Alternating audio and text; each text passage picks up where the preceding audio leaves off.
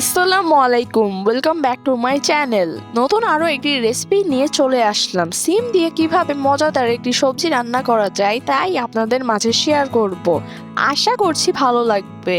ভালো লাগলে অবশ্যই আমার চ্যানেলটিকে সাবস্ক্রাইব করে সাপোর্ট করবেন। রান্নার শুরুতেই চুলায় একটি প্যান দিয়ে দিলাম। প্যান গরম হলে এতে 3 টেবিল চামচ তেল দিয়ে দিলাম। এরপর 2টা তেজপাতা, 1.5 টেবিল চামচ পেঁয়াজ বাটা, 1.5 টেবিল চামচ মরিচ গুঁড়া, 1 চা চামচ হলুদ গুঁড়া এবং স্বাদ মতো লবণ দিয়ে দিলাম। এখন মশলাটা খুব ভালোভাবে তেলের উপর কষাতে হবে যাতে মশলার কাঁচা গন্ধটা না থাকে। এভাবে কষানোর এক পর্যায়ে যখন উপর থেকে তেল ভেসে উঠবে তখন আগে থেকে কেটে রাখা সিম এবং একটা বেগুন মশলার ভিতরে দিয়ে দিলাম। এবার স্প্যাচুলার সাহায্যে উল্টে পাল্টে মশলার সাথে সবজি খুব ভালোভাবে কষাতে হবে। এভাবে খানিকক্ষণ কষিয়ে নিয়ে একটা ঢাকনা দিয়ে ঢেকে মিডিয়াম টু লো ফ্লেমে ঢেকে রাখতে হবে মিনিট 5 মিনিট পর ঢাকনা তুলে নেড়ে নিচ্ছি। সিমের কালার চেঞ্জ হয়ে এসেছে। এবার আগে থেকে কেটে রাখা টমেটো দিয়ে দিলাম। অবশ্যই টমেটোটা দিতে হবে, তাহলে এর স্বাদ এবং কালার দুটোই অসাধারণ হবে।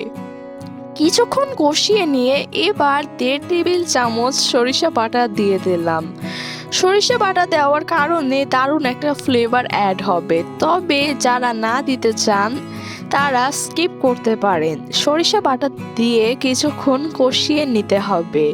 কষানো হয়ে গেলে সামান্য ঝোলের পানি দিয়ে নেড়ে নিলাম। এই ঝোলটুকু দেওয়ার কারণে সিমের তরকারিটা খুব ভালোভাবে সিদ্ধ হয়ে যাবে।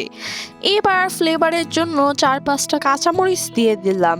এখন পুরোপুরি সিদ্ধ হওয়ার জন্য ঢাকনা দিয়ে ঢেকে মিডিয়াম টু লো ফ্লেমে 10 মিনিট রেখে দিলাম। 10 মিনিট পর তরকারি প্রায় হয়ে এসেছে।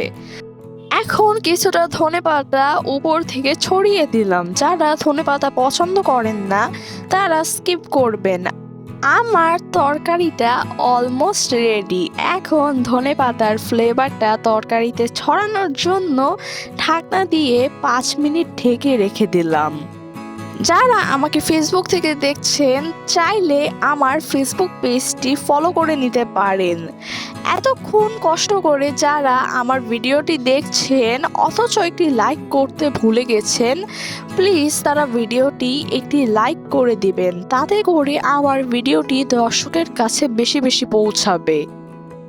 আর চাইলে আপনারা আপনাদের গুরুত্বপূর্ণ মতামত কমেন্টের মাধ্যমে ভিডিওতে জানাতে পারেন। 5 মিনিট পর রান্না পুরোপুরি কমপ্লিট। দেখুন রান্নাটি কতটি সুন্দর হয়েছে। এখন সার্ভ করে দেখাচ্ছি। মাছ ছাড়াও যে এত মজাদার করে সিমের এই তরকারিটি রান্না করা যায় তারা রান্না করে না খেলে বুঝবেন না যে এর স্বাদ কতটা মজার। আপনারা একবার হলেও বাসায় এভাবে ট্রাই করবেন। আশা করছি ভালো লাগবে। ভালো লাগলে অবশ্যই আপনাদের গুরুত্বপূর্ণ মতামত জানাবেন। আর আমার ভিডিওগুলো ভালো লাগলে চ্যানেলটি সাবস্ক্রাইব করে সাপোর্ট করবেন এবং বেশি বেশি করে ফ্রেন্ডস ও ফ্যামিলির সাথে শেয়ার করবেন। সবাই সুস্থ থাকুন, ভালো থাকুন। আল্লাহ হাফেজ।